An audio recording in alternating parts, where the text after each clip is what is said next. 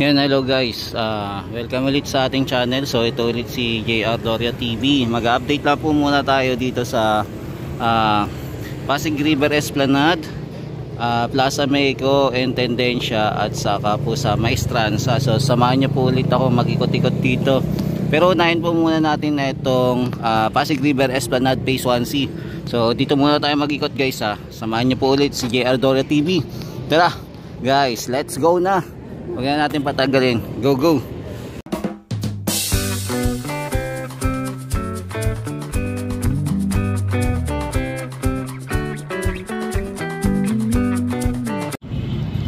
Yan, silip po muna tayo dito sa lower deck. So dito muna tayo magsimula guys, mag-ikot-ikot para mag-vlog-vlog tayo.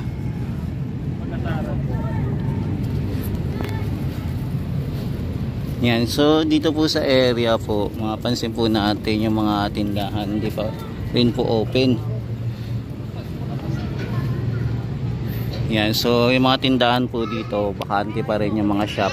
So hindi pa rin po nabubuksan dito. Yan, so nandito tayo sa roof deck. So mapapansin natin, binalik pala ulit itong mga basar dito. Yan. So ito, balik na naman yung mga basar dito. Ayan, nabuhay na naman ulit. Ayan, nakalain mo, nabuhay na naman yung mga basar dito. So ito na naman po yung mga basar, balik na naman po. Ayan, di ba yung nakaraan, wala itong mga basar na to. Pero ngayon, ayan, nandito na naman po ang ating mga basar. So balik po ulit sila ngayong araw ng Friday po, January 17, 2024. Yan, so guys, ito bumalik ulit po yung mga basar dito. Yung pumunta po tayo dito kagahapon, wala pa po itong mga basar, pero ngayon nagsibalik na po. Tapos check din natin sa baba kung babalik natin po ba yung mga nagtitinda doon sa baba. So silipin din natin kung babalik pa po yung mga nagtitinda doon. So tara, dito muna tayo magsisimula. Yan, so ito po yung ganap dito sa view deck o sa roof deck po, no. Kala ko pa naman i-renovate na to. Mukhang malabo pa ata ito i-renovate, no. Kasi meron pa po dito kailangan ayusin itong mga katulad po nito, kailangan pang ayusin yung flooring. May mga flooring pa pong kailangan ayusin dito sa area. Yan, so ito yung mga kababayan natin. Ayan, nagsisikainan po. Yan, napansin din natin puno na yung basurahan. Ayan, marami pang namamasyal ngayon Friday. So maraming tao.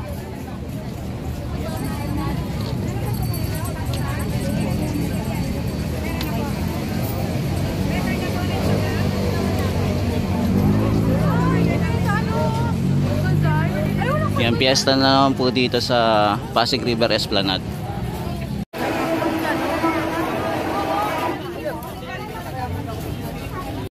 Yan, lakad-lakad muna tayo mga tropa kids dito sa Pasig River Esplanade muna sa Phase 1C. Dito muna tayo mag-iikot-ikot. Yan, so dito sa area wala pa po tayo makikitang kainan, no. So available pa rin dito area. So hindi pa rin po nalalagyan. So ito yung kaganapan dito.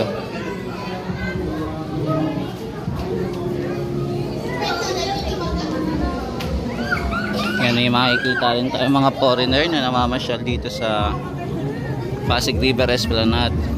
Tapos meron natin po tayo makikitang decor dito, no, yan, sa taas para sa Chinese New Year.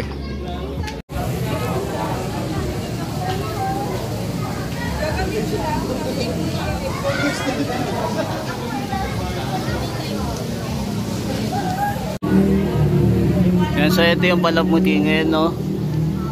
Ayan, so ito yung design ngayon. Ayan, so naglagay sila ng palamuti dito. Tapos with light. Yan, kasama pa yung bulb. Yan, nakalagay po dito sa labas, food stall temporary close. Kung makapansin po natin, no. Pero ayan, makapansin na po natin, meron na pong basar doon naman sa taas. Yan, medyo konti po namamasyal compared doon sa taas na maraming tao po. So ito po yung ganap kasi wala po kasing kainan dito. Pag may kainan dito, yan, mapapansin natin na maraming namamasyal po.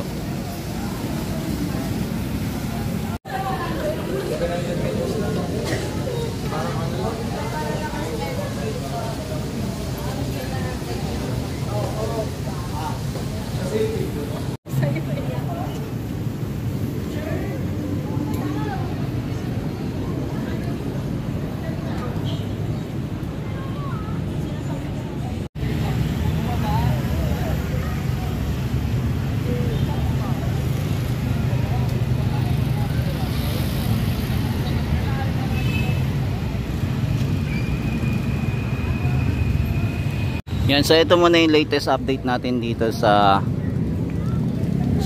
Pasig River Esplanade Phase 1C. So punta na po tayo doon sa Plaza Mexico naman tayo mag-ikot. Yan, silip po ulit tayo dito sa Plaza Mexico. Yan, mukhang may pagbabago dito. Mukhang hinarangan po muna etong gilid ng pedestrian lane. Tapos may napansin tayong biyak ko. Nabiyak na yung sahig. Ano kaya nangyari dito? Ayan, may mga biyak na. So ito pa rin po yung liwanag ng Plaza Mexico.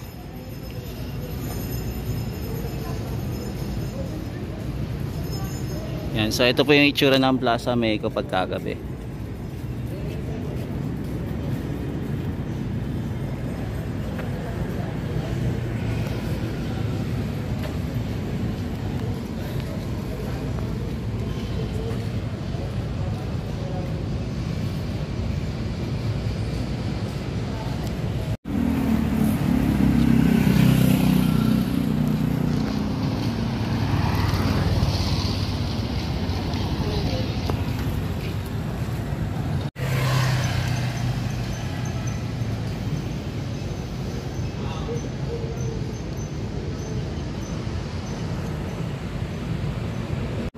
Yan, so ito po ay hindi pa po naayos. So inaantay pa rin po natin maalagyan po ng ilaw. At saka ito mga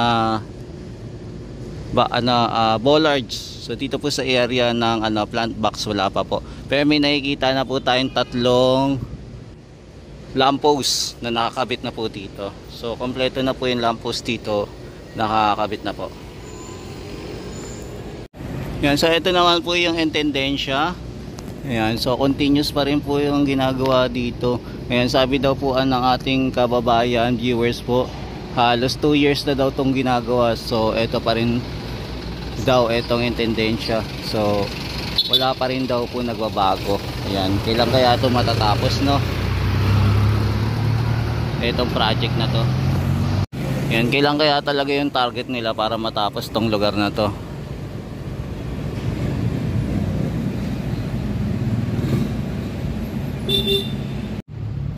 Yan, nandito po tayo ulit sa Plaza Mexico, no, para mag-update po ulit. Plaza Mexico naman tayo. Yan, so ito po yung itsura ng Plaza Mexico. So ito halos pakompleto na po yung nilalagay nilang mga damo. Yan, halos pakompleto na po.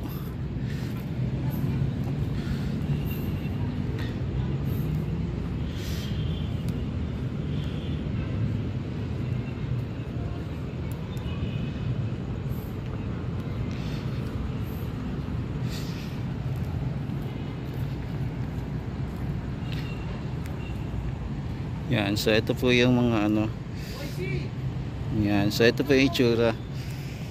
Tapos ito naman po yung mga long bench. So ito po yung mga long bench, no.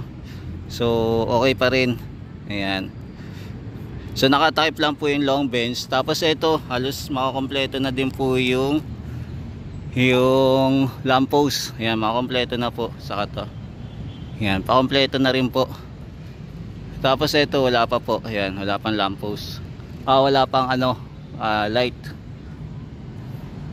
Ayan, so ito po yung itsura ng Plaza Mexico po, no. Ayan, halos pakompleto na po.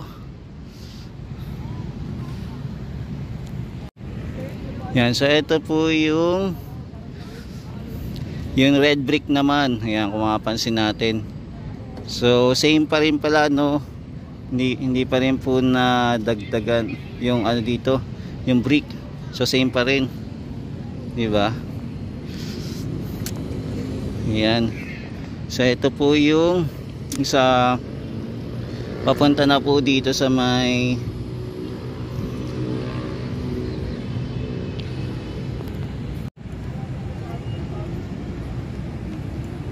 nagbabalik. Yes sir. Perfect. Yan, so ito naman yung kaganapan dito sa Maestranza naman. So ito yung itsura ng Maestranza.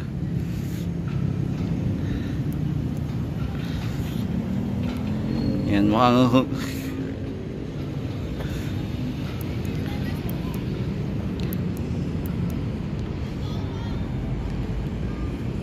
humina yung ilaw natin, nalobat, kailangan i-charge. So ito po yung senaryo ha. So ito po yung ganap dito sa Plaza Mexico naman. Ayan. So ito po yung itsura.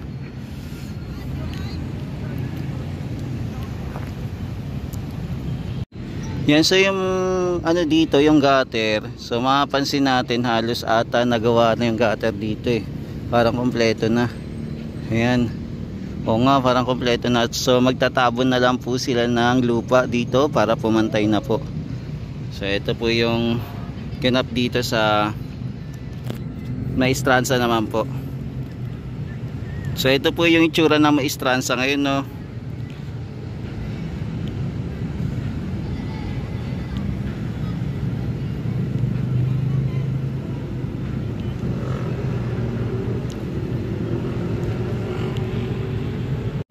Yan, dito na po mapapansin natin naglagay sila ng tent dito. Ayan, di ko alam kung para saan yung tent, pero naglagay sila dito ng tent, no. Ayan. So meron silang tent dito.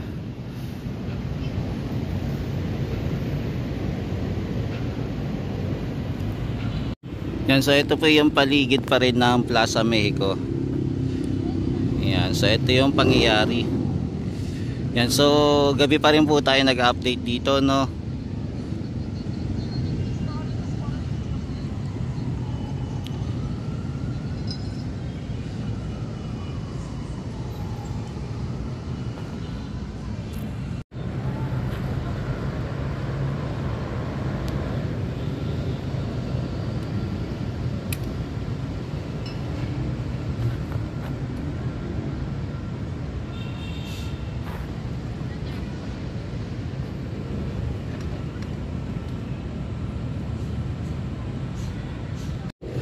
Yan, tapos meron ditong tubo. Ewan ko lang kung para saan tong tubo ha. Nilagay dito sa gitna. Yan, hindi ko sure kung para saan to gagamitin. Yan, nilagay dito sa gitna.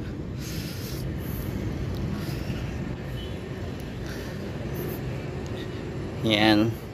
Yan, nakapaglagay na po sila ng gutter dito. For finishing na lang siguro to. Etong gutter.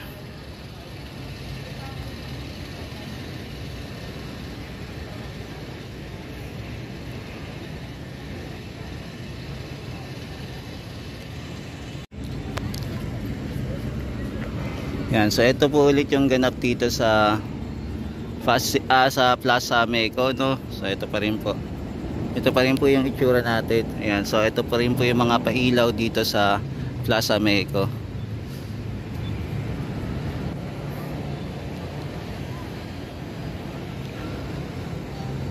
Yan, so walk tour pa rin tayo dito ah. Ayan, silip-silip lang po dito sa magandang pasyalan. Pagka bubuksan po. Ayan, abangan natin kung kailan po ito i-open to the public. Diba?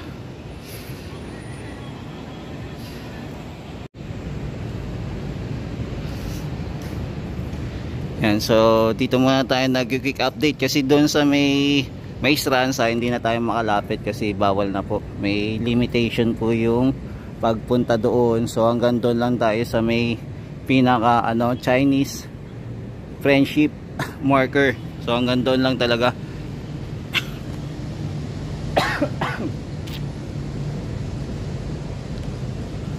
Kaya dito lang po muna tayo silip-silip kung ano yung pagbabago dito sa Plaza Mexico. Yan, so maganda na po yung Plaza Mexico, no.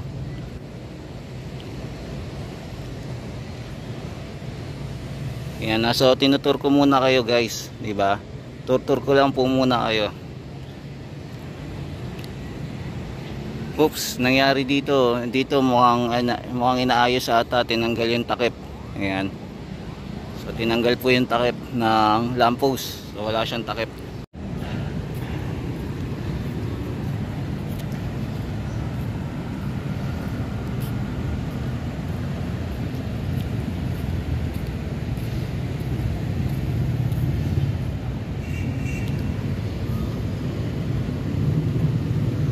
Yan, so ito na po yung magandang pasyalan ng Plaza Mexico, di ba? Yan, at least nakakapasyal tayo dito mga guys.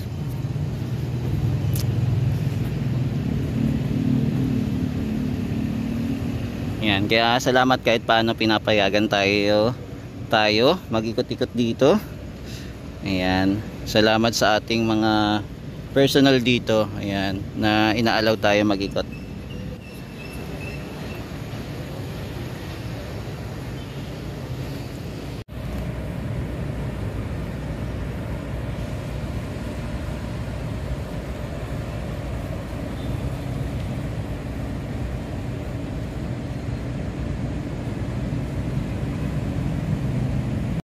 Yan, so guys, ito muna yung latest update natin dito sa Plaza Mexico, no. Sa Plaza Mexico, Maestran, sa Intendencia, at saka po sa Pasig River Esplanade. So balikan na lang po natin ito, sa check po ulit natin kung ano po yung mga pagbabago po ulit dito sa Plaza Mexico, at saka sa iba pang magandang pasyalan dito sa malapit po sa Intramuros po.